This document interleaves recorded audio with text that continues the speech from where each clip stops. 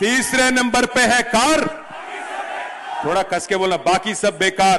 तीसरे नंबर पे है कार, వినబడతలేదు రేవంత్ రెడ్డి పక్కన రేమత్ నగర్ ఉన్నాడు, గట్టిగా వినబడాలి। तीसरे नंबर पे है कार, వెనకకెళ్ళి సౌండ్ వస్తలేదు। तीसरे नंबर पे है कार, మూడో నంబర్ మీద కారు ఉన్నది, మిగతా అన్ని బేకారు।